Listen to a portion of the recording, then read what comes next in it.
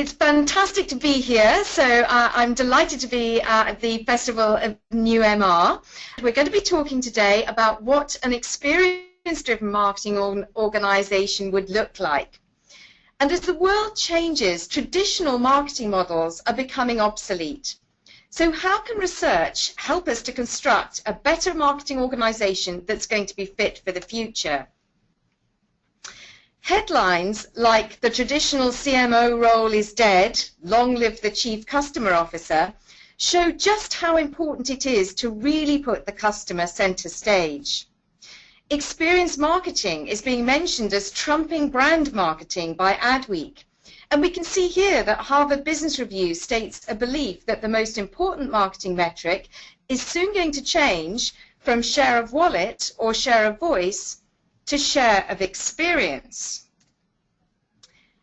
So we're seeing people's relationships with brands changing.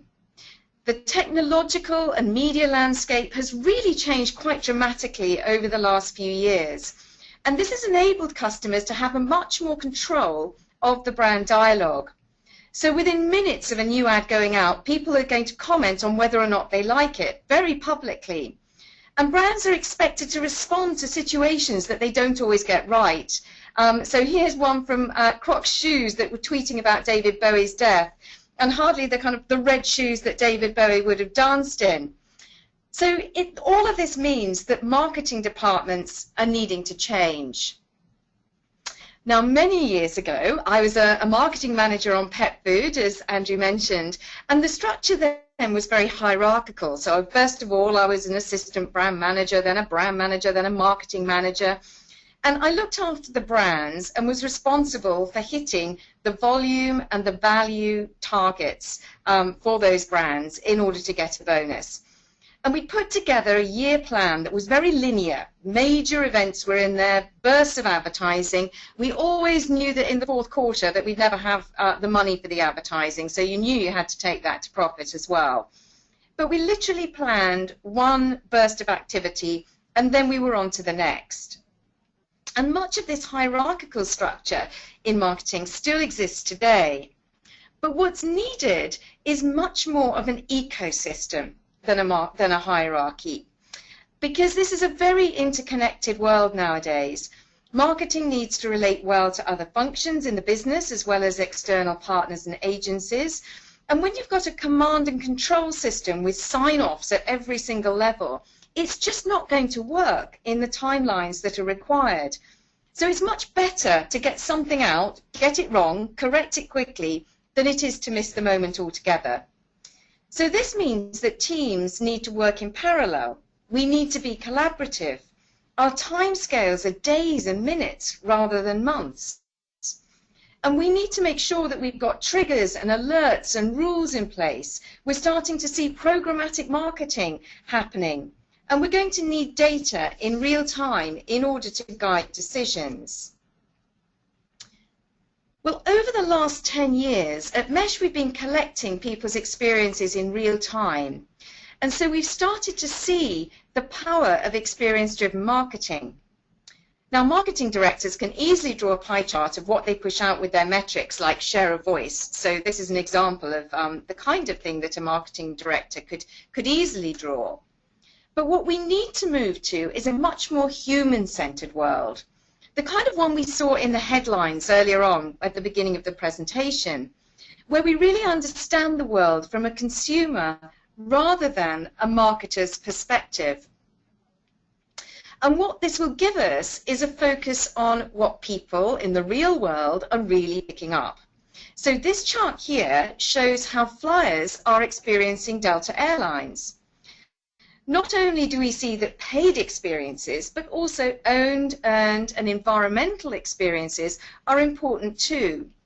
And in some categories, we've found that paid experiences represent less than a third of all experiences that people have with brands. So if we don't know how people are experiencing our brand, how can we know where we're going to be able to reinvest in order to get the greatest return? Having an experience model and experience metrics can really simplify a very complex marketing world. And when I was talking to one of our clients in the UK, he said that he really liked the currency of experiences because it united two different worlds for him. It united the creative world of advertising when he was talking to his creative agencies with the more quantitative financial and media worlds that he was having to deal with. So an experience kind of straddled both of those different worlds. Instead of trying to compare GRPs with click-throughs and worry about all the robots that we've got with digital experiences, we can actually have one source of experience metrics. And from this, we can compare experience reach of TV advertising with the experience reach in store or through digital. And we can compare our brand's experience share with that of other brands. And importantly, we can understand whether the experience is a positive one, whether it's persuasive, and whether it's impacting on brand consideration. Now, through analysing our data across different categories for our clients, we found that share of experience is a much better metric than share of voice at correlating with market share. And this probably isn't surprising because it involves not just paid, but owned, earned, and environmental media touch points as well. But this is very much in line with what we saw at the beginning in terms of HBR. So to grow our share as a brand, we need to get as high as possible a share of experience. Now, of course, some channels are better than others at doing, are more effective at impacting on our brands. So we need to ensure that our experiences are going through the channels that really matter. And not all experiences are created equal either. We know that a positive experience through our analytics often has 3 times the impact on brand consideration of a neutral one. And in fact, for one of our clients, we actually found that having neutral experiences with their brands had a negative impact on brand consideration. So that meant that we needed to monitor those neutral experiences really very carefully. The trick for the marketer is to understand how to create positive experiences through the message and proposition that we're putting out there, the placement of the ads, the context that we're putting those ads out in. And for one client, we found that the commuter touch points, so through newspaper titles that are commuter ones, through the posters that are near subways or bus stops or train stations, generate a much more positive response than the ads in other newspapers. And that's in spite of what you would traditionally have thought, because certainly the broadsheet press would have been the demographic target that you would have used to make your choice on newspaper selections. For a different client, we've actually found that their TV ad got a much better response on a Saturday than when it was viewed on other days in the week. So in our experience-driven marketing organization, we've now got an experience model, and we can use this as a blueprint to grow our brand and our metrics in order to measure our success. So we're actually finding that clients see this as a relatively easy tool to use. But one thing that we've found is consistently, we've found that the consumption or the usage experience is the most engaging and persuasive. And I'm hoping that the slide is actually going to go on to this in a moment so that we can see the particular chart that we have. There we are, I can see it now. I hope you can too.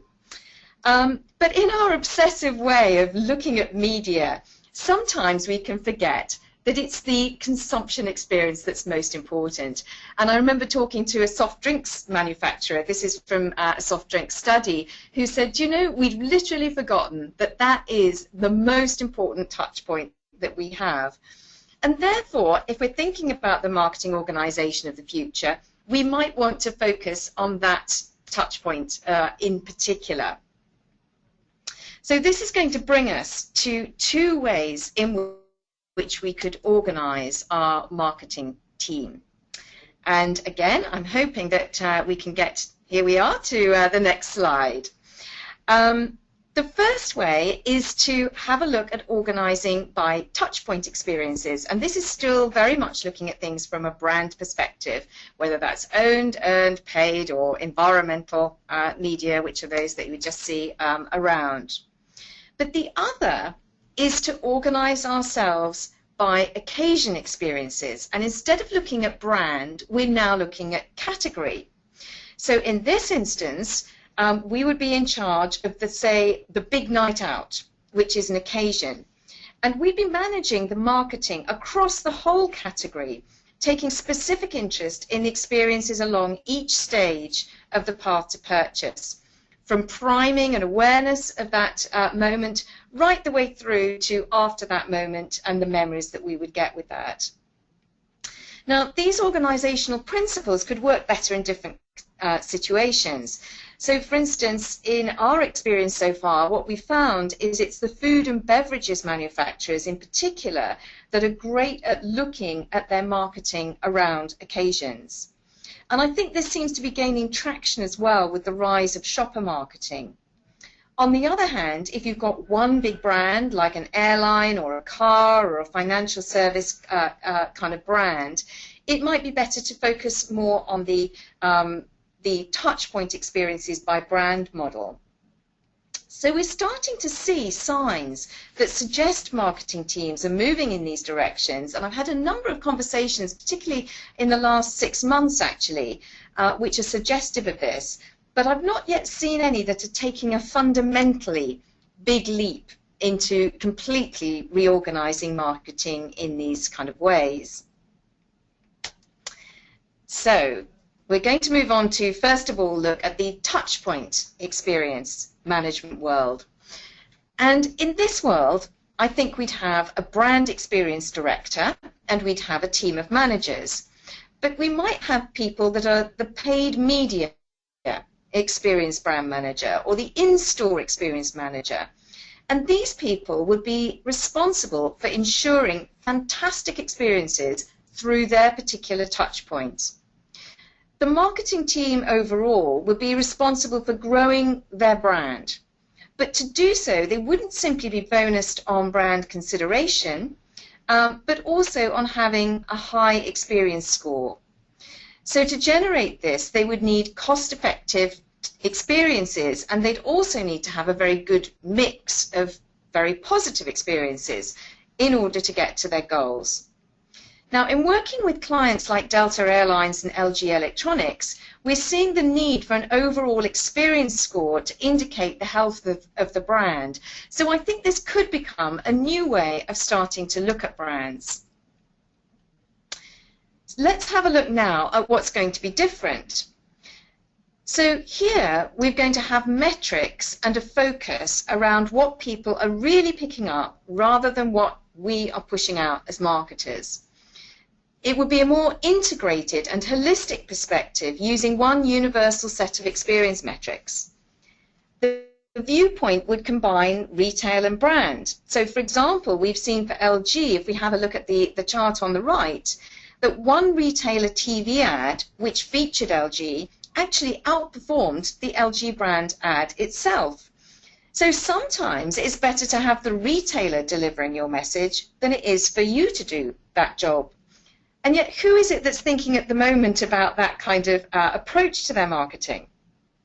I think we're also going to go back to some of the good old days where agencies incorporated both media and creative in one go, because that's essentially an experience. And I also think that we're going to, with this sheer weight of different content that we're going to need for marketing, see some of the marketing and media and creative aspects being pushed back in-house into clients. So we know whether people are more receptive to the same TV ad on a Sunday or on a Monday, and we're going to be much more attuned to the total experience. And we'll be thinking of that experience when you sit down and watch TV. So first you might see the product featured in a program, then you might see an ad for the brand. And this sequencing can make a big difference to people's perceptions. So let's take an example here. If we see LG sponsoring NBA, it gives the brand real credibility. Next break, we see the latest OLED LG ad comes up. It creates desire for an absolutely fantastic product. And then the following break, we might see the brand featured in a Best Buy Black Friday ad. And suddenly that puts brands in reach for us. So seeing these experiences through the customer's eyes changes our clients' perspectives, and it opens up new marketing opportunities. So LG understands how to work with its retail partners to create great TV experiences that benefit both retailer and LG. But what about the other route that we have? We've taken the example of alcohol here because actually I think it's the sector which is the most advanced from what we can see in terms of occasion-based marketing. So here our director is focused on the occasion rather than the brand. But they'll still need to liaise with specialists, in particular Touchpoints experience specialists. So we might have the consumption experience manager, and their job would be very much around understanding the taste, the best way to serve the product in different surroundings, and to create the ultimate experience in terms of consumption. This director would be growing his brand by growing value and volume share of the big night out category. So it's actually about looking at that category as a whole. And they would do this by optimizing their experiences along the customer journey. And as far as I know, I don't think there are any companies that are taking their organizations to this level. But a radical rethink would really bring big benefits. So that's the way that this will be monitored. So let's have a look here at what's going to be different. So this director is going to be focusing on growing the occasion. They want the big night out occasion to be a growing one and not a shrinking one. And they want their category to be growing as a share within that. It's not just about a brand. So they're going to need more of their company's brands in the shopping basket. And the emphasis is going to be along the customer journey, delivering exactly the right message at the right time in order to get people through the path to purchase. There'd be a deeper understanding of the shopper and the consumer perspective within this, and of how to activate different touch points by different need states. So in this particular example from Heineken, you can see that online experiences like YouTube were prompting pre-store planning. So, in conclusion, 20 minutes is enough time to get a croc ad out and pull it down, but it's not that long to consider the whole of marketing and what an experience-driven marketing organization might look like. But if share of experience is going to become the most important marketing metric, as HBR stated, and I also think is going to be true, then marketing organizations are going to need to change, and they're going to need to change radically. But change is a good thing. It provides a new perspective. It can open up new opportunities for marketers in terms of looking at things that they hadn't seen previously on how to grow their brands. And we're seeing plenty of evidence that marketers and the industry are starting to embrace new experience-driven marketing and looking at new metrics like share of experience. And even yesterday, I was speaking to a very large packaged goods manufacturer, and the person I was speaking to was in charge of branded retail experiences. Again, a different kind of title that's suggestive of this. So I'd encourage everybody to really start thinking about what this means for all of us, because if marketing is moving in this direction, partly created by what we've delivered in the market research industry, what does this mean for the new market research, the tools that are going to be needed in the future to support this? So I'd just like to thank everybody very much indeed for listening. This is a little bit of a look into the future, but I think it's a very exciting prospect in terms of where we're going to be going. Thank you for your time.